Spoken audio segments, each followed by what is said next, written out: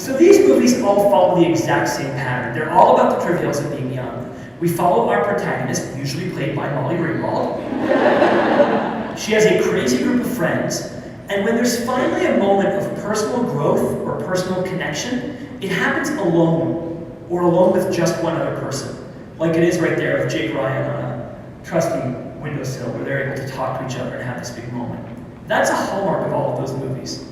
Ferris Bueller actually leaves Sloane and Cameron and turns to the camera to talk about the emotional stuff.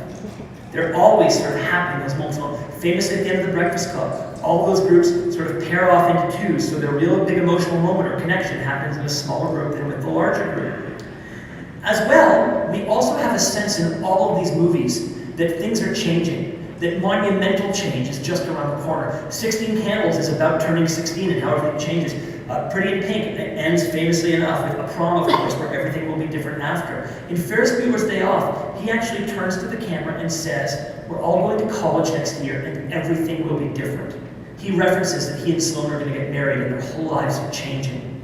Could you imagine an 18-year-old who lives in Chicago these days talking about how they're getting married next year? Compare that to a pretty charming movie from a couple of years ago. Anyone seen Nick and Nora's Infinite Playlist? It's the movie where Michael Cera plays an awkward kid. You're familiar with his work, that's okay, right? Every movie is where he plays an awkward kid. This movie follows the exact same pattern as John Hughes films. It's about the travails of being young, we have our protagonist, they have a crazy group of friends, except when these two have a moment of personal growth or connection to each other, they are never removed from their network. They are always connected to their friends. In fact, to remove one of the people from the action, they have to have her drop her cell phone down a really disgusting public toilet in New York City so that she can be taken away from the action, because otherwise there's no way to stop it from happening. Every time anything big emotional is occurring, the first thing these two do is reach out to their networks to talk to them about it. And as well, they're ending their high school careers in this film, but they don't really talk about it.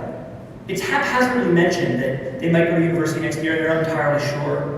There's not this sense that turning 18 or 19 means everything is changing now. It's part of that prolonged pre-adult life stage where we're always sharing everything with our networks. So, if it's always now, and we're always connected, we start seeing more and more from each other. We send information back to our network more quickly, and we use it in a more robust fashion. We see other people relaxing their standards, and we start to change our definition of what privacy is and what we might want to keep private. Young people have always gone out on what I would call the group date. 6 or 8 young people, 3 or 4 pairs, go to a movie together. But when you finally want to start making out with somebody, you sort of, leave and pair off. Famously, one of the big cliches of youth culture is that there's this game called 7 Minutes in Heaven, where 2 people would go into a closet together, make out, and come back after 7 minutes. That doesn't happen anymore. This is what it looks like. You kiss some guy at a party, and before it's actually stopped happening, your best friend has taken a photo of the two of you and posted it to your Facebook page. There is no gap now between something happening and your entire network finding out about it. The gap between what is public and what is private is shrinking. The gap between consumers of culture and makers of culture is shrinking. That's what social networks are about, a collective in which we share everything almost the moment in which it happens. It's what I call the Gossip Girl model. Any of y'all watching Gossip Girl? I mean, seasons 1 and 2 were brilliant. It was the greatest show of our time. It's sort of fallen off a little bit, but I'll stick through it to the end of the season. I owe that to them.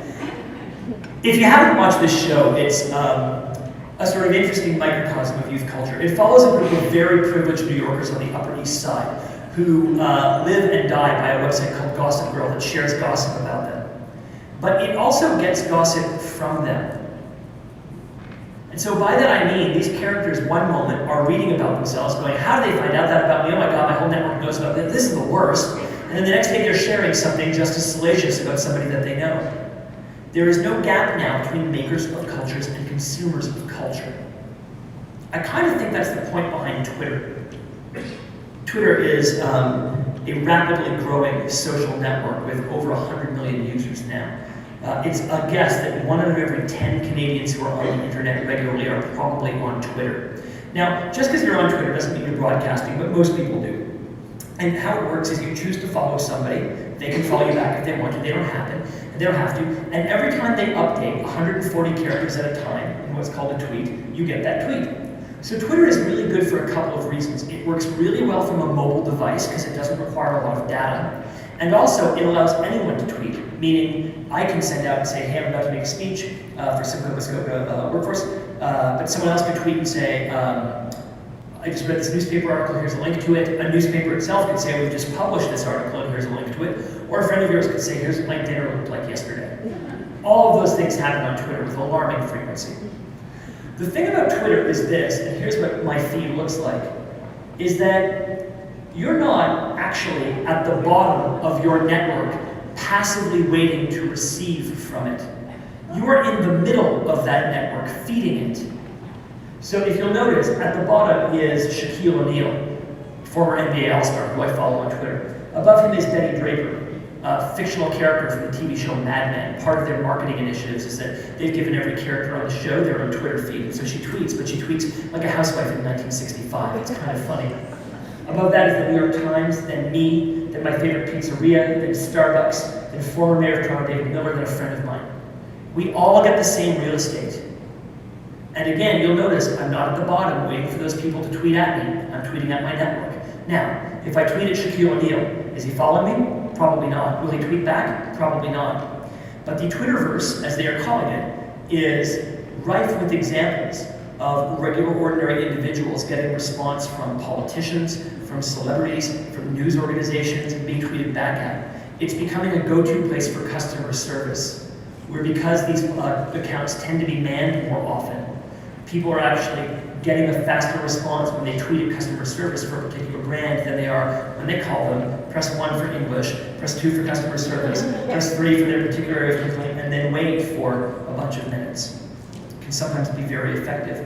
Whether you're on Twitter or not, it's having an impact on what's happening now with the way we search through anything at all. In fact, for a while, Google was integrating tweets into responses on regular searches. I wanted to show you guys an example of this, so I thought, who in the room would everybody here be most interested in? And the answer to that was, of course, Justin Bieber. And so it may be hard to see, but you'll notice in the middle of there, for a while, you got a dynamically updating status window where Google was bringing in tweets as to search results. They don't do that anymore because they started their own social network called Google+.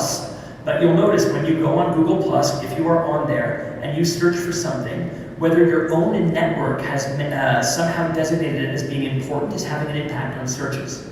Your own search engine history and what you look for on Google is having an impact on the results that are sent back to you. Your location is having an impact on what is sent back to you. Our social networks, our social media, and our own choices are already having a huge impact on what is returned to us when we search through the internet. So what happens when we're always connected? Well, I think privacy means less to this generation than any previous generation. Has anyone found out that someone in their own network is either newly engaged, newly single, or newly married because they changed their Facebook status to say so?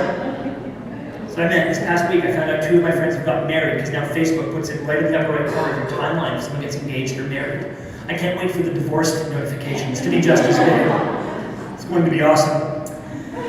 There's less fear of the revelation of personal information, and political beliefs, spiritual beliefs, things that we used to actually hold somewhat private are now very much public.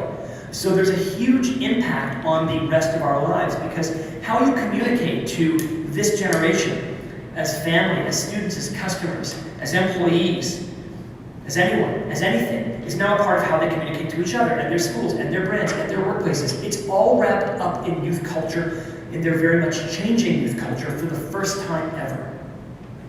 So hopefully we've understood youth demographics and psychographics. We understand the prolonged pre-adult life stage. We now understand social media. Now we just have to understand youth culture, and we're on our way. The problem is it's really hard to understand culture because it's changing so quickly all the time. The big question for all of us is really this. It's how do we engage young people? Whether I'm talking to people who might employ them or brands that want to connect to them, or to teachers who want to do a better job of reaching them in the classroom, it's always how do we engage them? Well, engagement happens through their culture, but that culture is always in transition. It's what I call the 3 C's: change, charge, and challenge.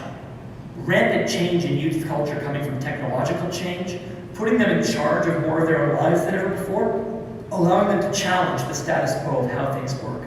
I'm going to explain this in greater detail. So for change, what I mean is simply this. For the longest time, technology changed very slowly, it was very expensive, and adults controlled it, which meant young people couldn't get their hands on it. Now technology changes very quickly.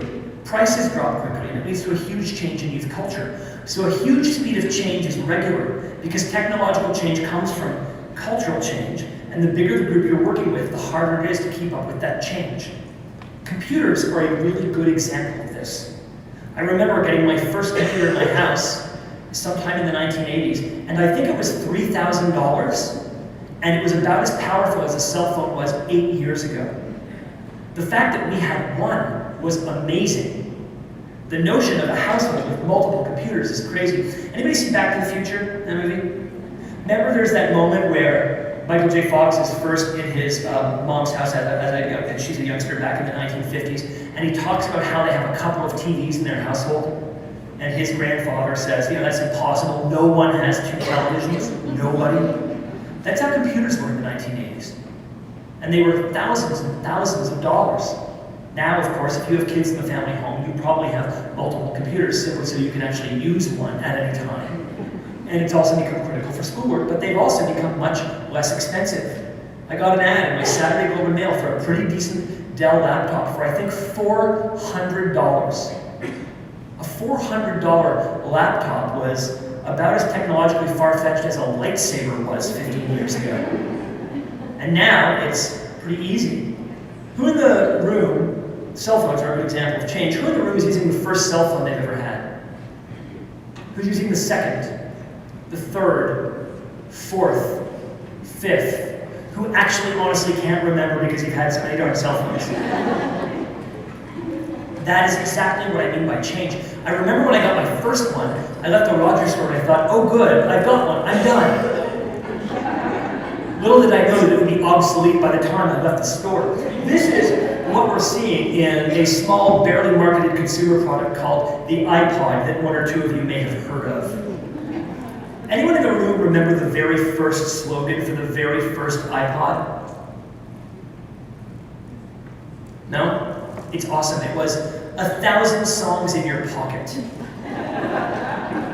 1,000 songs is now a really crummy iPod because only a year and a half after the launch of the first one, they had the iPod Mini, which was 1,500 songs and came in colors, and then the first iPod Shuffle, then the first iPod Nano, then we had the first iPod Video, which was 15,000 songs that could play movies, then the second iPod Shuffle. We had the second iPod Nano and the third iPod Nano released 9 months after each other. We then had our first iPod Touch with our first iPhone. We then got a new version of an iPod Shuffle, a new iPod Touch, a new iPod Nano with a video camera in this one, then another version of the Shuffle, then the iPhone with FaceTime, then a new version of the Nano, then another version of the iPhone, and of course just last month, we finally got the iPhone 5. This is what I mean by change. The world's most important technology company has reinvented their flagship product 15 times in 10 years. It took a decade for Sony to go from the Walkman to the Walkman 2.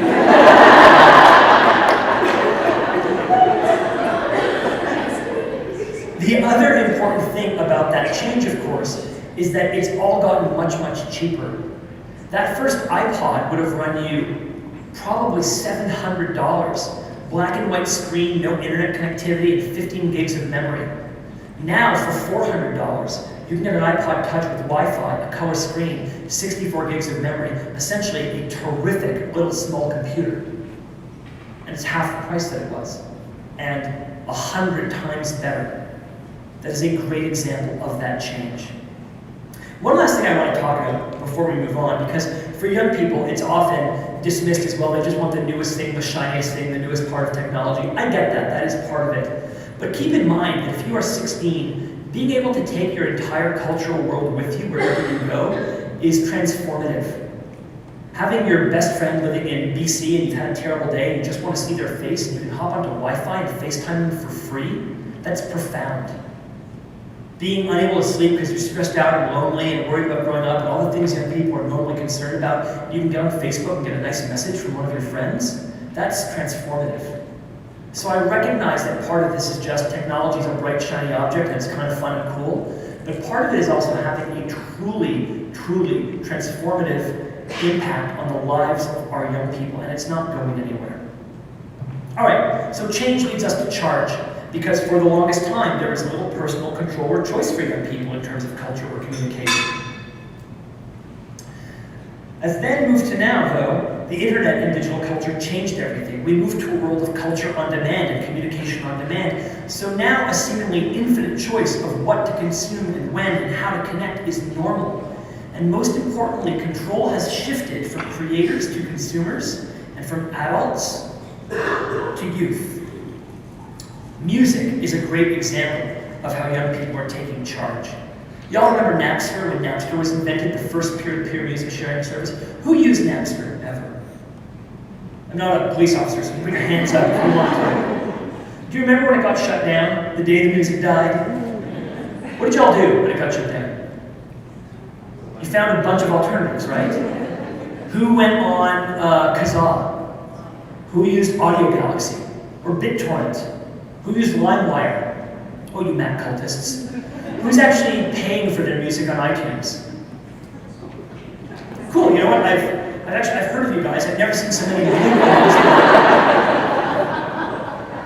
I'm kidding. I actually think that, true story, so I was one of those guys who was just thrilled by Napster. And actually, I first used it not to steal music I didn't have, but actually to get digital copies of all the music I already did have, because it was so much easier and faster than burning it on CD. But of course, it then became very difficult to not start browsing around, and you find something and you download it, and you don't feel all that guilty for stealing a Beyonce song because she's richer than God. But then all of a sudden, these independent artists who maybe could use your money you're not taking, and all of a sudden, that's how you get all your music.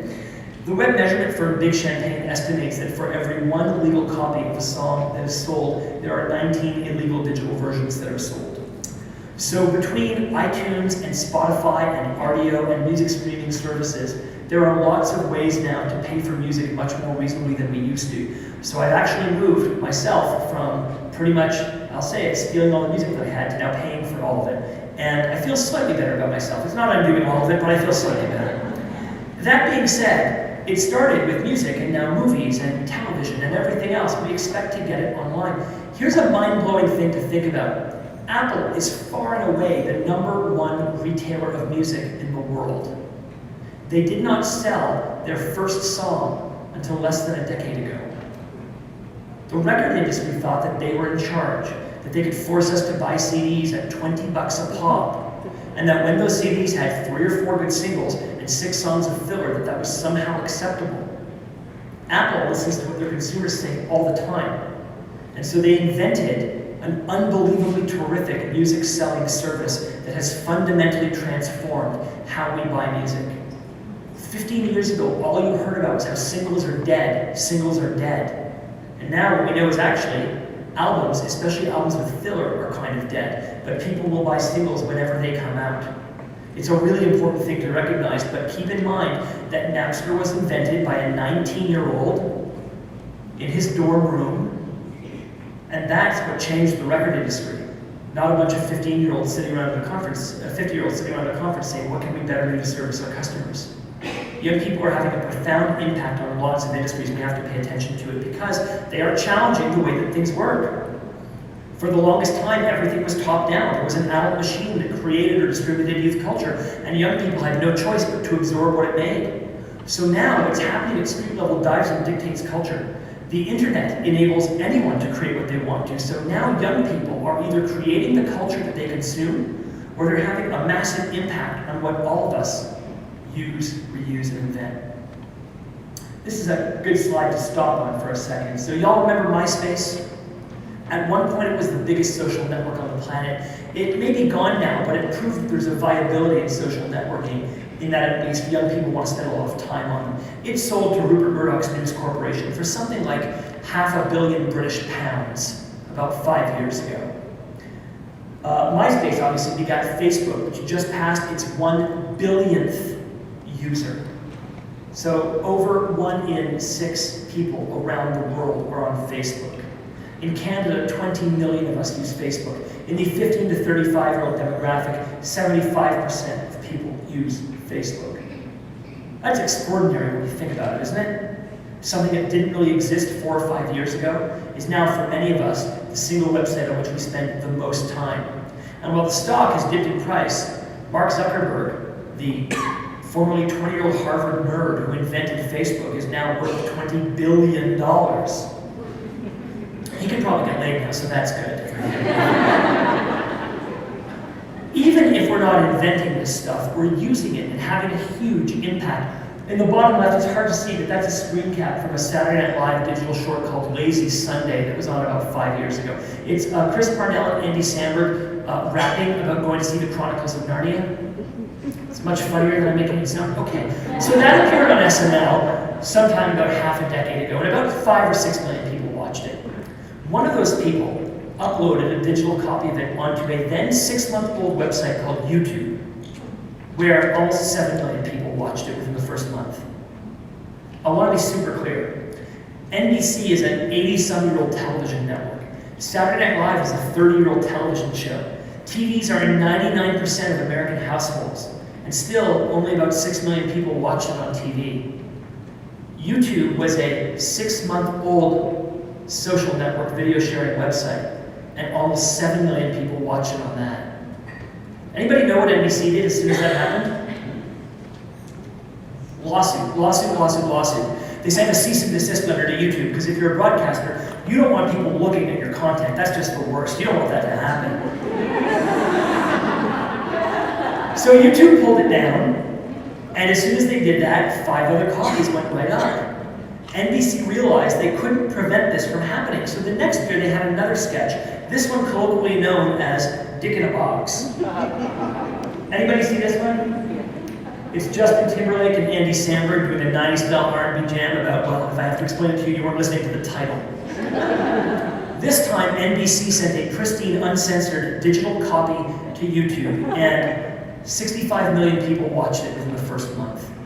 12 times as many as saw it on SNL. It was so incredibly popular that year that it was my Halloween costume.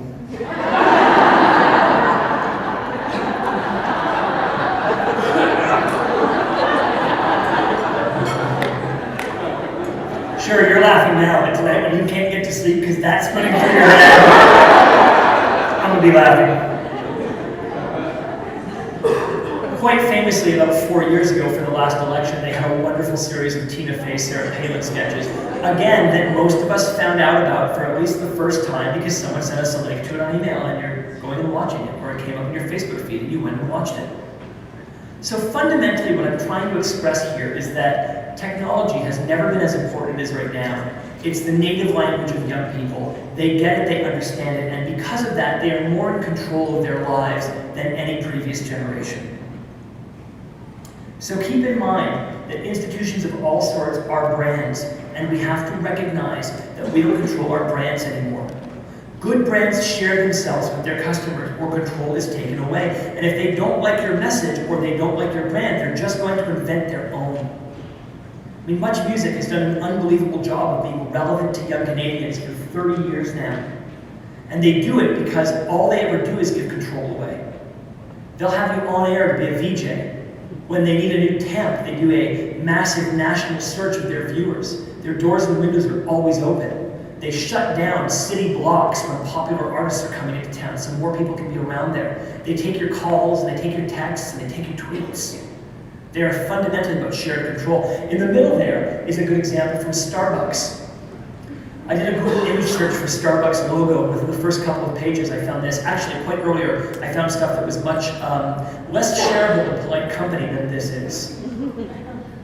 But Starbucks can't even control what happens when people search for their logos. On the right is the logo of Kiva.org, a charity group I really adore. Anyone ever used Kiva? So if you haven't used it, I could not recommend using Kiva more. It was started by a couple of young people who were, I think, PayPal or somewhere like that, and they disliked 2 things about charities pretty much. One is they disliked how much of their money went to administration and fundraising, and 2, they disliked the fact that they didn't actually know really where their money ended up. So Kiva's done something amazing. There are actually two arms. One of them just does fundraising for administrative purposes, and it's through an entirely different arm. So when you make a donation, you know the entirety of it is finding the person who needs it. But second of all, what they are is they're a microfinance organization. They lend people money in developing nations to start businesses. But you get to choose who you lend that money to. So they have a team on the ground in pretty much every developing nation in the world, and they'll find people looking for a small loan. $50 goes an incredibly long way in, let's say, Uganda or somewhere like that. You can scroll through Kiva's website, you can find a business you want to lend money to it, and then you lend that business money.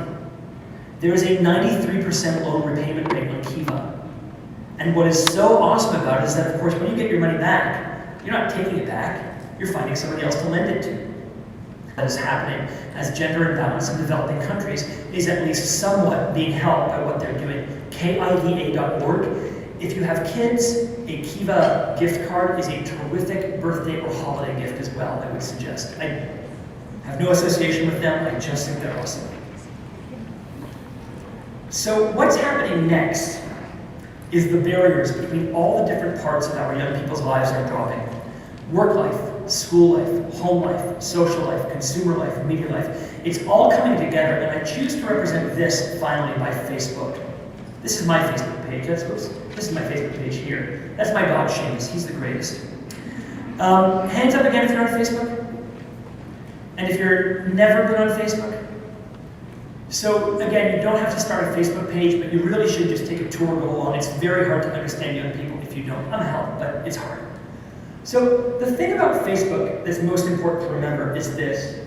Your whole networked life, is in exactly the same place. Everything comes together in one location. So everybody's on Facebook. The Toronto District School Board is on Facebook just as much as the Toronto Dominion Bank is on Facebook.